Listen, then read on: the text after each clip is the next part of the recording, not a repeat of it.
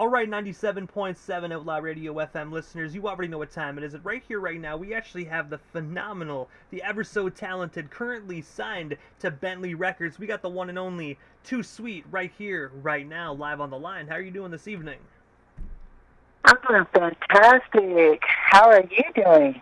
I gotta say, best I can possibly be down here in Canada, just dealing with the typical Canadian summers that us Canadians are really not cut out for. But other than that, we're doing fine down here. That sounds fantastic, though. You know, it sounds like it's a good day. You woke up, whatever is thrown at you, hey. I gotta say, I definitely agree. You know, always gotta live every single day like it's your last. You never know what's gonna come next. Facts, facts, facts.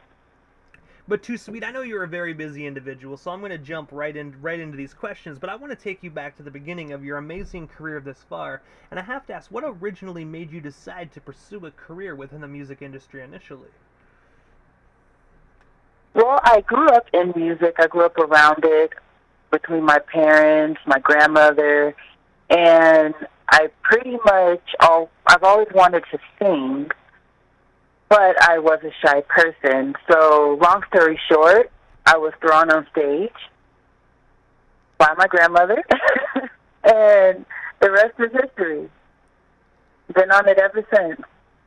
And I have to ask as well, like when you got thrown on stage, like did you actually like kill your performance, or were you super starstruck at that current time?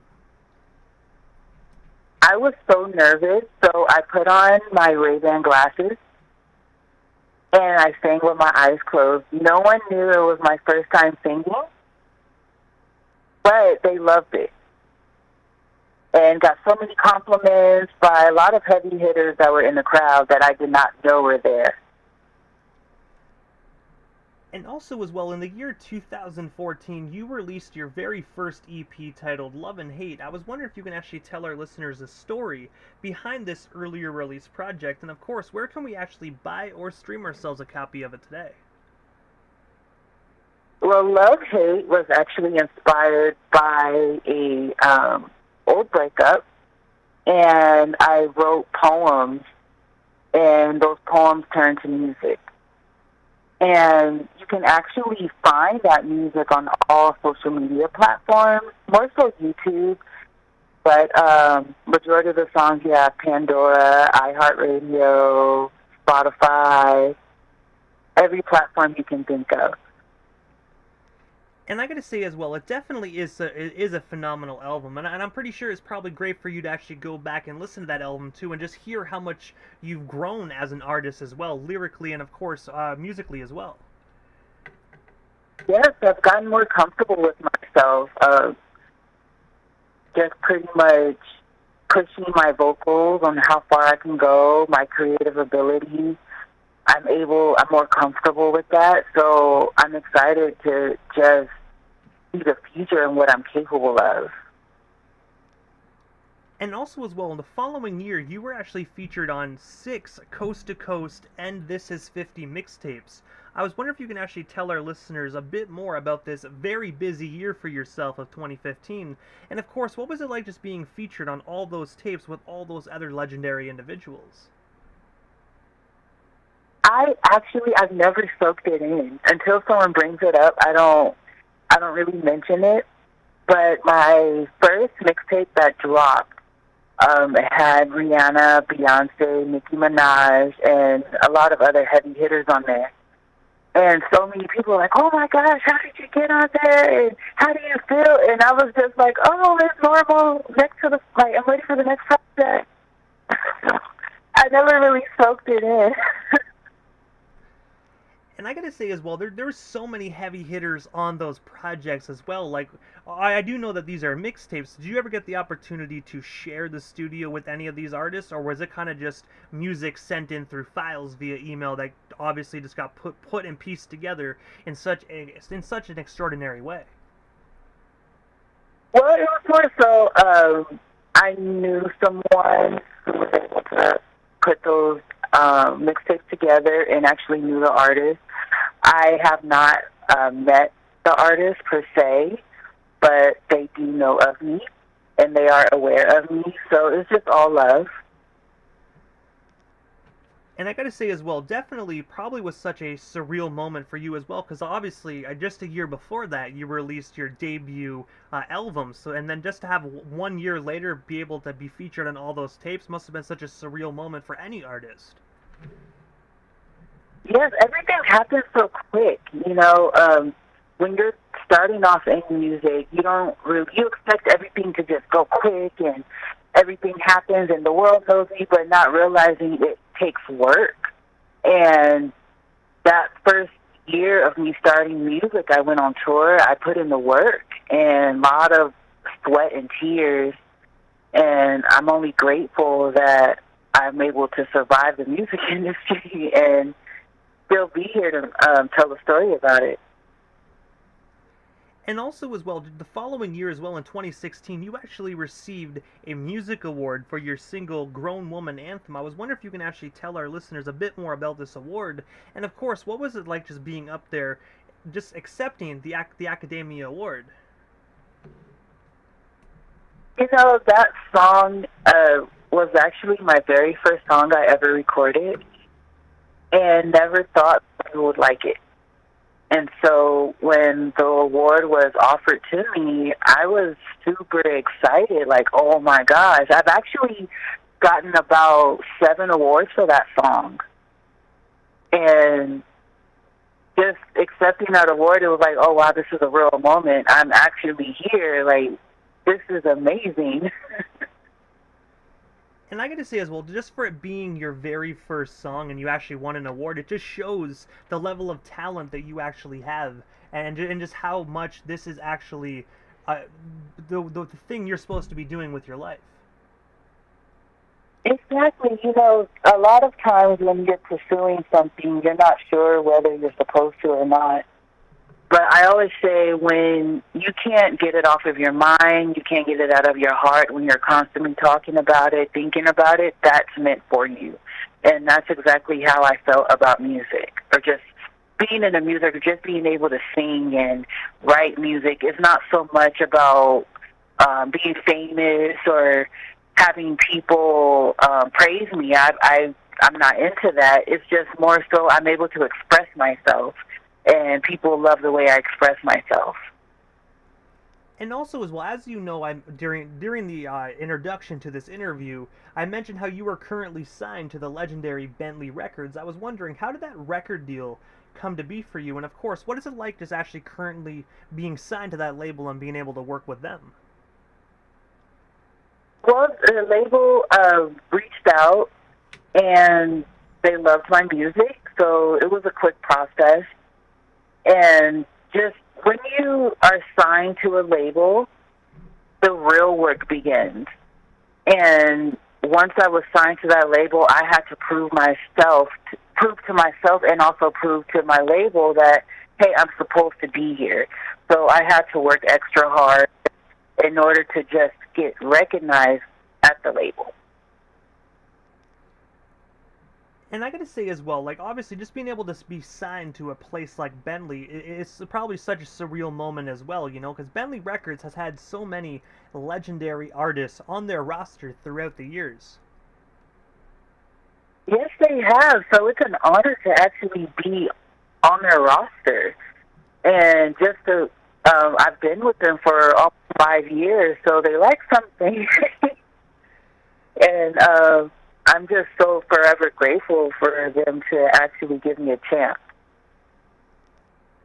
And also as well, I actually read as well that your song Murda Murda actually premiered in the movie Snow Black in 2020 that was actually directed by Robert D. Parham. I was wondering if you can actually tell us a bit more about that opportunity, and of course, what was it like just hearing your song in a motion picture movie? Well, it was my good friend Nocturnal gave me an offer to be a part of that soundtrack, and I wrote the song Murda Murda based off an argument that I had. And immediately I went and wrote the song after that argument, and when I performed it, the director and Nocturnal were like, wow, this is it. This is a song for the movie, and recorded it. and they made the song the leading song for the movie. And just hearing that on the movie soundtrack, just going to the theater and hearing my song play on the big screen, that was a moment, like, wow, like I felt like I made it. And seeing my name on the credits, that's a beautiful moment. And also, while we're actually on the topic of the entertainment industry and movie and television and whatnot, I also saw as well that you actually joined Chef Wenford Simpson on his TV show on the Food Network, where you guys actually prepared a live cooking demonstration. I was wondering if you can actually tell us a bit more about that, and of course, what was it like just dipping your toe into the Food Network? That was a scary moment. Like, it's different. I love to cook, but I never thought I would actually be on the Food Network. So he was very, very nice, patient, and he understood me being super nervous. And, of course, it was during the pandemic, so things were a little tough. But that was actually a very fun experience. I would definitely do it again.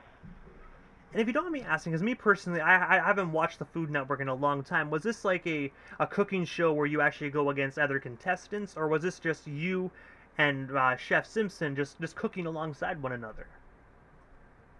It was Chef Simpson and I. Being that I was not able to be there because of COVID, it was on video. But it was just Chef Simpson and I and our fans, and it was very intimate and a very personal moment that we were able to connect with our fans during the pandemic because everyone was going through a lot of things. You know, you weren't able to go anywhere or go see friends, and so that's one thing about cooking. You can always bring people together and bring positivity and just have good conversation. And on March 4th of 2021, you were actually featured on QT's single, Go Ahead. I was wondering if you can actually tell us a bit more about that collaboration, and of course, how did yourself and Q originally get connected? Well, Cutie and I are actually friends. He wanted to get into the music, and we were just sitting there vibing. So we got together, we wrote the song together, and went into the studio, and when she went in there, she went in like a pro. And I can only congratulate her for actually stepping out and pursuing something that's so scary. The music industry can be very scary, so kudos to her. And I gotta say as well, you guys had such phenomenal chemistry on that song as well. I really do hope to hear more things from both of you ladies actually in the future. Thank you. Likewise, we're both two busy people, so I'm pretty sure in the future we'll have something else together. And also as well, you actually provided us with a brand new fresh song to actually play here on the Canadian FM dial after this broadcast by the name of Invest in Me. I was wondering if you can actually just tell our listeners what can they expect from this brand new TooSweet song, and of course, where can we actually buy or stream ourselves a copy of it if we do indeed like what we hear. But I'm pretty sure we all will love what we hear when this song does play momentarily. Well, Invest in Me was pretty much a project based on it's time for me to put myself first. I have a very, very big heart, and I tend to help a lot of people and forget myself. So working with the producer, Jordan, we came up with the track Invest in Me. Perfect timing, along with growth and figuring out who you are as a person. That's how I came up with Invest in Me. And you can find Invest in Me on all platforms, Spotify, YouTube, iHeart, Tidal, anything, whatever you're comfortable with, you can find Invest in Me. And also, well, I have to ask TooSweet, what is next for yourself? Is there anything we happen to miss during tonight's broadcast? Anything else you do still want to talk about or promote? Well, we still got you here live on the Canadian FM dial this evening. I do actually have a new single out called Pop Shit. It's fun, it's a little ratchet, a little edgy, different for myself, but super fun and great for the summer. I am working on another movie soundtrack with Robert called The Thirst. and looking forward for everyone to hear that. I won't say too much about it. And I have so many different projects coming up that I cannot wait to share with everyone. And also, TooSweet, this is a time in the interview quickly that I give a chance for the individual that does slide into the radio station airwaves, just a chance to give like shoutouts to whomever they want to give shoutouts to, but most of all your social media handles. That way our listeners can follow you and stay updated on everything TooSweet if they're not already doing so. You can find me on all platforms: Instagram, TooSweet760, Facebook, TooSweet, or you can go to my website, official2sweet.com, and I have all of my social media links there. And definitely give a shout-out to my manager, Andre, my grandmother, Rose, for the People Entertainment, and everyone that supports me. And I gotta say, first and foremost, TooSweet, thank you so much for just giving us a bit of your time here this evening and sliding into the 97.7 FM radio dial. It definitely was an honor and most definitely a privilege just to have a little bit of your time this evening to help you promote some of your newest projects. And I hope down the line we can actually connect further and actually get you back on the radio station sometime soon. I appreciate you having me. This has definitely been fun. And definitely give a shout-out to Outlaw Radio. Much love. I gotta say, shout out to you as well, and thank you so much again. Definitely have yourself a wonderful Sunday night, and I'm pretty sure we'll definitely talk soon. But for now, definitely have yourself a great night. Thank you, you as well.